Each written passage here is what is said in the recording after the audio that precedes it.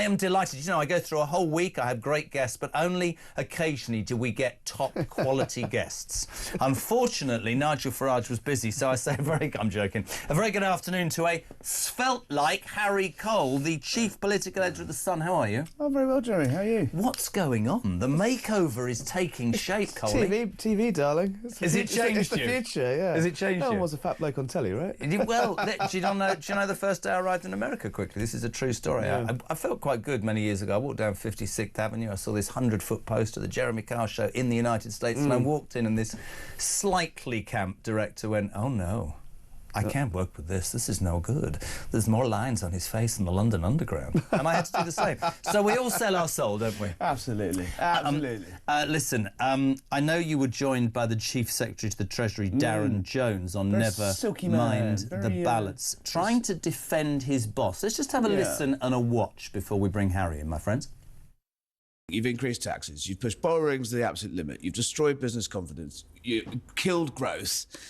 This is all panic, isn't it? This is a good case to sack the Chancellor. No, complete rubbish. Come on, look, you saw today a strong Chancellor in control of the agenda for this country. Really? Or a panicking Chancellor pivoting and trying to U-turn? Panicking. You're creating a fiction, Harry. Would you like the job if she... It was a great speech today, setting out this government's agenda, why the plan for change is working, the plan for change that the British people voted for, with a historic landslide for a Labour government. We're getting on with the job of the change that we promised in delivering, and that is a great thing for the country. What a great set of questions. It's true, though, isn't it? Because there is this sort of... Can I just say that both that interview, Never Mind the Ballots, of course, on our YouTube channel here at Talk and also on The Sun's YouTube channel, it's so worth a watch. The thing about that, holding politicians to account, for me becomes more and more important on a daily basis, because I think that the British public are fed up. They want transparency. I think they know that what's happening, and has happened in the last 8 months, is nothing that we were led to believe would happen in the manifesto. That's the fundamental problem, the contradiction at the heart of this government, is what they said to get elected and what they've done since. Yeah. And this is another classic example of which Rachel Reeves do we believe? Which one are we meant to say? The Rachel Reeves that came in and said everything's doom and gloom and the country's going down the Swanee and it's irrevocably broken by the Tories and there's no money for anything, and then maxes out borrowing at the budget, increases spending, increases taxes, lots of taxes she said she wasn't going to do, and now it's all fixed smiles, singing, all dancing. Britain's brilliant, we've got potential. Well, so why did you say all that at the beginning? And you might not have actually started 2024 as a country with the fastest growth in the G7 and ended 2024 basically like one of those, like heart monitors, completely flatlining. Beep. It's true. And look at the numbers. Every time they're getting revised down. Growth has basically stalled in this country, and a lot of that blame has to be laid at the door of the people that came in power in July and took down Britain. And they took down Britain relentlessly. We know what they were doing. They were trying to poison the well forever. They were trying to trash the Tory brand once more. Look, Tories put themselves... I think the brand trashed itself. Exactly. The Tories put themselves in the ground without having to be, You would have wanted them to come out first and go, right, listen, this is where we're at and it's not great, right? But we're going to do this, and this. They didn't. And actually, you're right. For the first few weeks and months we're dealing... I'm doing it again. 14 years of Tory decline. And you're right, they have raised taxes. Last week or maybe earlier this week, 7 councils, despite his... I played a clip today on another show where he said, we will not raise council tax. 7 councils will raise it by 25%. 5 million people will be paying 5 times over the legal limit this year or next year. Fundamentally wrong. We know what's happened to pensioners. We know what's happened to farmers. We know these... Employers. Small businesses screwed because there's growth. That's ruining it. Small business, not just small business. No. Obviously that's important. Actual, big firms in this country that employ lots and lots and lots and lots of people are now laying them off. Tesco's today, Sainsbury's last week. Who's going to be next? And the problem is, and Darren Jones actually admitted it, I think kind of for the first time, he said, look, yeah, there is going to be pain. This is painful. And then you get to the contradiction again. It's right.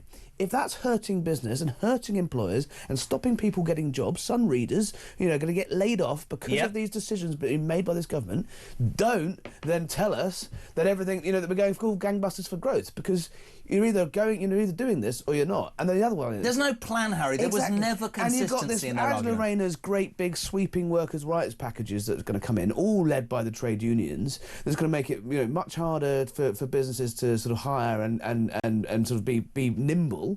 And they know that's going to hurt growth as well. So he's saying, Starmer and Reeves are saying, look, well, every single government decision is going to be seen through the prism of will this help growth? Except for all the decisions they've made so far. That haven't. Yeah, I mean, exactly. and that is it. And actually, you know, I mean, I said to Ian, you could very, very easily say civil war is on the cards. We can, you know, when we were talking during the election campaign, I think most of us who know a thing or two would have said, but we weren't allowed to. This is socialism, and what will happen is you will either get tax rises and increases given to every union who wants to jump up and down, because that's the truth. They will do nothing about immigration, and they will look around this country to screw people who they feel can pay for their mates to get pay rises. What I find astonishing is, even now, I mean, today, put your answer to this, though. Ed Miliband goes on and on about this net zero tripe. I mean, you might have a different view. For me, the tractor tax is a land grab of people who have done a brilliant job providing food in this country for years. They'll build their wind farms, which they know will not create enough electricity, and then they'll import it from somewhere else, and our bills will go up, right? That's the reality.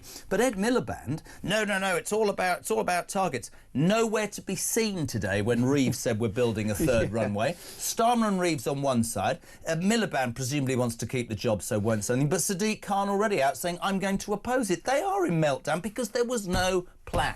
I think, look, there's no consistency. I think it is. That's the thing. Yes, they were the plan. You know, they've sort of boxed themselves in with their plan. Yeah, they were so worried about you know getting over the line, which eventually they did. They were going to win that election anyway. I think they could have said nothing. Exactly, and they've sort of boxed themselves in. They talk a very good game. I mean, I like all the things that a lot of the things that Rachel Reeves said today. Brilliant. But is it credible that the same people that are now saying we're going to be the next Margaret Thatcher, we're going to be the next, who was the great Big Bang Chancellor, Nigel Lawson, we're going to be the deregulators? Does anyone believe these two technocratic, very straight-laced politicians Deregulators are really going to deregulate at the same time as they're throwing a low-ball red tape on it? And well, that was what he said. He said, I'm going to inspire... And at the same time, sorry to interrupt you, the maestro, at the same time, all we're hearing is they're going to take us closer back to Europe, and the price of that is going to be more alignment on the very red tape which we left the EU, which we were meant to avoid. So, and we know, you and I know, people listening to this station, that the talk loyal listeners know that whenever Labour have to face a problem, this would be my opinion. I don't know what. Let me know what you think, guys. There's a quango or a committee or a brainstorming session, and he says, I'm going to invoke Margaret Thatcher's spirit. Thatcher said, you can buy your council house, I want to make businesses successful, I want you to go and make your life successful. This government wants to control every aspect. It's the two hands. One hand is saying we need... Rachel Reeves rightly saying the planning blob, the regulatory blob is too complicated, too inaccessible, and it's crippling business. At the same time, Labour, in the 5, 6, 7 months since they've been in power, how many is it? 38 different reviews they've set up now. They can't do. Look at Donald Trump. He came in, he went bang, bang, bang, bang, bang, bang, bang. Here's what we're doing, and this is why we're doing it. Did he tell you about the golf story? Did you hear that? I did hear that. And that's true. Yeah, and you know, quick fire. Yes, he did have 3 months transition to prepare for it all and fine. But Labour had years to prepare for what they were. They knew they were going to win. Exactly. From ever since Boris Johnson basically was given the heave ho, it was pretty obvious the direction of travel the Tory party were going in. So they had years to do it. There was no plan. They got rid of Sue Gray because she was apparently the one meant to be planning the first 100 days. And, you know, Kemi Badenoch in the House, I think she's had a good couple of weeks in PMQs, actually, because she's worked out that Starmer's not on top of the detail. He didn't know about his school stuff last week, and he didn't. Well, he sort of blustered a little bit today on this workers' rights stuff. At the same time as you're saying, let's bonfire of the quangos and bonfire of the regulations. You'd like to legislate for a whole new slew of regulations and quangos and bodies. And actually, if she can start to actually hammer that consistently and regularly, she might be onto something. I find it astonishing. I mean, you know, Rachel Reeves also today saying, I'm not ruling out tax hikes. You just... And I think this is a true point for what I call ordinary everyday people, not political nerds, not people that report on it or do shows like this, but everyday people who just pay their bills and want their best. And I think people are actually more switched on, more willing to criticise, more fed up. That's why I think people are talking about migration far more, because they're just looking at their own lives and they're looking at a government that seems to lack, as you quite rightly said, purpose and direction, and that contradicts itself. Yeah, and I think the big three issues that they're sort of not really talking about or talking around. Immigration, obviously. Yes, today, exactly. Rachel Reeves said, oh, you know, we're going to do everything we can to lower net migration. But what we're also going to do is extend the amount of visas for high-skilled people to come into this country. Right, another contradiction. Then you've got the benefits bill. Darren Jones on my show said, yeah, I've got the balls to cut the benefits bill. I've got the political will, I've got the political capital. We've got to do it. Believe that when I see it. There will be howls from the Labour MPs, from the BBC, from The Guardian, from all the charity sector. Everyone who's basically been wanging on about austerity for the last 20 years are all going to come back and say, look, Labour, can they really do it? I'm not sure. And then the NHS, again, talked a great game. Talked a fantastic game on the NHS. We're the only people that can reform the NHS. You know, anyone else that ever went near the NHS, Labour accused them of wanting to privatise it and sell it to Donald Trump or whatever. And we all said, fine, all right, Nixon in China it is then. If you are the only ones that can fix the NHS, crack on. We won't stop you. Please do it. Where have we got to now? Stopping the boats, Harry Cole. Nothing. Exactly. Words. All very good words. And today in Parliament, guess what happened? The NHS top brass were there in the, they weren't wearing their medals, but they were wearing their sort of, their sort of beige suits. And there they all came out and they said, what do they say? Oh, the uplift we had, that 10 billion you gave us the budget. Oh, by the way, it's already gone. We might need some more. And it will just keep happening and keep happening and keep happening until someone gets a grip of it. And the big three issues, they're kind of just pushing down the line. Do you think he's up to this job, Starmer? Serious question. You follow politics a lot longer than me. Do you think that we can talk about plans, we can talk about contradictions? It just doesn't. I'm not even talking on a personal level. To me, there's no gravitas. When he speaks, there's no conviction. I can't follow a man that I don't believe in. I think it would be fatal to underestimate him, given where he is, given the size of his majority, and Rachel Reeves as well. I think there's some still there. And look, they've had a better January than they had a December, November, October. Something has happened since Christmas where they've got a bit of fight back in them. They were sort of all over the shop a little bit. At least they are now realising it. And the article that Keir Starmer wrote in the Times this morning, and plus Rachel Reeves' speech this afternoon or this morning, whenever it was, the two of those things together is actually both number 10 and number 11 are now realising that they probably did almost talk Britain into a recession. They probably overcooked it a little bit too much, and they've got to do something right. If they can do this stuff, let's do it. Fine, but it's not easy. It would have been done a long time ago if it was.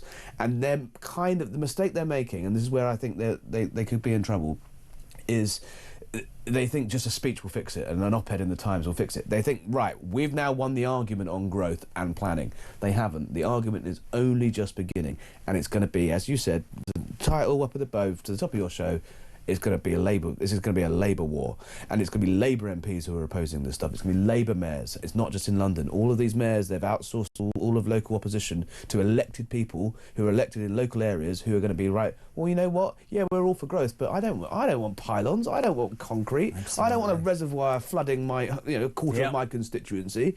And so the fight begins today. It's not. I'm glad the Chancellor and the Prime Minister have got there, but they don't be resting on their laurels just yet. Listen, you look amazing. Where are you off to? You used to, if we finish this, you'd usually go to the pub. You're going off to the gym again, I'm going to go play squash. Good man. He looks great. Harry Cole, the new haircut, the new attitude, everything's good. Great to have you on the show. Listen, as I said, don't forget, never mind the ballots. You can get it on our YouTube channel, talkTV. Of course, you can also get it on The Sun. Fantastic. Don't miss it. Harry, thank you very much indeed.